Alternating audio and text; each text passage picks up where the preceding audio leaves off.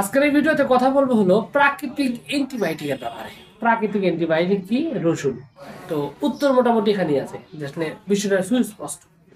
Antibiotic কেন বললাম? আসলে এটা অ্যান্টিবায়োটিক কারণ এই রসুন যেরকমটা অ্যান্টিবায়োটিক ঔষধ, যেরকম আপনার পরিমিত মাত্রায়, সঠিক মাত্রায়, ঠিকঠাক মতো যদি আপনি সেবন করেন তাহলে একটা অভাবনীয় উপকারিতা পাবেন।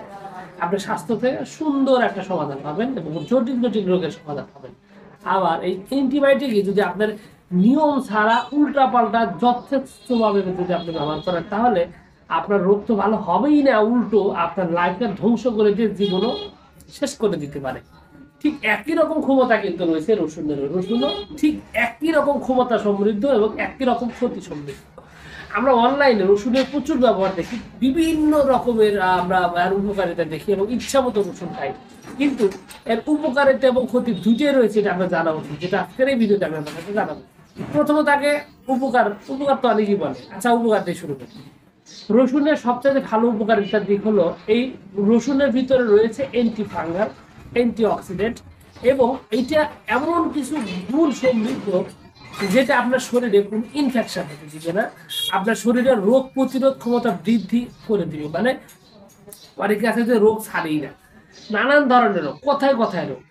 এই রোগ যে মানে এই অতিমাত্রায় যে রোগ, সেই রোগ যে প্রতিরোধের যে ক্ষমতা, সেই প্রতিরোধের ক্ষমতা বৃদ্ধি করতে সহায়তা করে রসুন।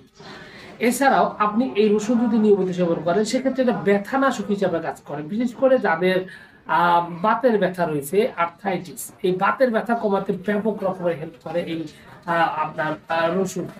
এছাড়াও এই রসুনের আরো একটা উপকারিতার দিক হলো এই রসুনটা কিন্তু আপনার যদি স্কিনে চর্মরোগ থাকে সেক্ষেত্রে এটার রস ইউজ করলে, রস ব্যবহার করলে দেখা যায় যে বেশিরভাগ চর্মরোগ ভালো হয়ে যায়।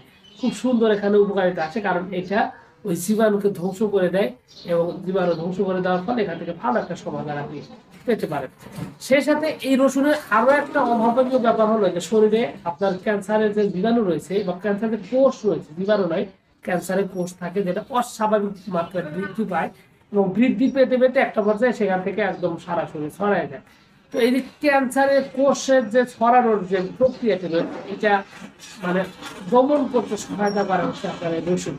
তো এই রসুন নিয়মিত যদি পরিমিত মাত্রায় আপনি সেবন করেন তাহলে আপনার কিন্তু ক্যান্সার আক্রান্ত হবেন না, বা ক্যান্সারের যে কোষগুলো রয়েছে সেই কোষগুলোকে নষ্ট করে দিবে, ধ্বংস করে দিবে, যার কারণে আপনি এখান থেকে ভালো ধরনের একটা উপকারিতা পাবেন। এরপরে আপনি যদি এই রসুনের যদি আরো উপকারিতার মধ্যে দেখেন সেক্ষেত্রে হলো যে এই রসুন আমাদের হার্টের জন্য হেল্প করে। কিরকম? এটা ওই রক্তের যে শিরাগুলো রয়েছে এই শিরাগুলোকে আরো প্রসারিত করতে সহায়তা করে, যার কারণে রক্ত সঞ্চালন ঠিক থাকে এবং হার্টের সমস্যা, হার্টের ঝুঁকি থেকে আপনাকে বাঁচাতে সহায়তা করে, হেল্প করে। এই সেই সাথে এই রসুন কিন্তু অনেক ক্ষেত্রে আপনার হজমের জন্য খুব সুন্দর উপকারী, যাদের হজমে গোলমাল রয়েছে। তো এবার আমি একটু ক্ষতির ব্যাপারে বলতে চাই। এটা এগুলো ওষুধ যদি আপনি যদি রসুন যদি পরিমিত মাত্রায় খান, ঠিকঠাক মতো খান, তাহলে কিন্তু আপনি এখানে এই উপকারিতাগুলো পাবেন। কিন্তু ক্ষতির দিকটা হলো এই রসুনের সবচেয়ে বড় ব্যাপার হলো যে রক্ত পাতলা করে দেয়, রক্তের গুণাগুণ নষ্ট করে দেয়। আপনি যদি অধিক মাত্রায় সেবন করেন তাহলে আপনার রক্তের 12টা বাজায় দিবে এবং আপনার লাইফটা শেষ করে দিতে সক্ষম। চিন্তা করেন আপনার রক্ত যদি কার্যকর না হয় আপনার শরীরে কি কি সমস্যা হতে পারে, একবার ভাবুন। এতটা একটা ভয়ঙ্কর একটা জিনিস। সেই সাথে এই রসুনের আরো একটা ভয়ঙ্কর ব্যাপার হলো যে এটা কিন্তু লিভারের জন্য ক্ষতিকর, লিভারের জন্য মারাত্মক সমস্যা তৈরি করে। তো লিভারের যাদের সমস্যা রয়েছে তারা যদি অতিমাত্রায় রসুন সেবন করেন, মাত্রা রসুন সেবন করেন, তাদের কিন্তু এই সমস্যাটা আরো বেশি বাড়ায় দিবে, আরো বেশি সমস্যা তৈরি করবে।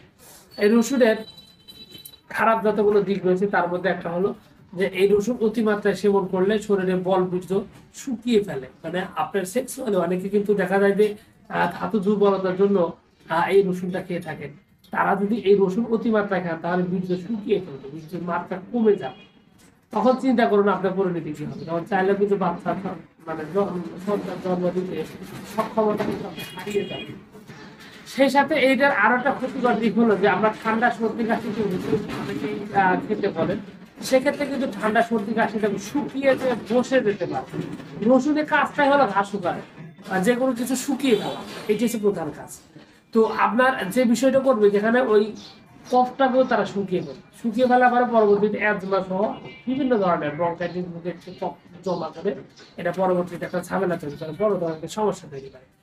তো এইরকম ভাবে এই রসুন আপনার শরীরে বিভিন্ন রকমের ক্ষতি করতে সক্ষম, এবং যার কারণে রসুনের উপকারিতা এবং অপকারিতা দুটাই যদি আপনি ব্যালেন্স রাখতে চান, তাহলে আপনাকে যে কাজটা করতে হবে, এটা একটা পরিমিত মাত্রায় খেতে হবে।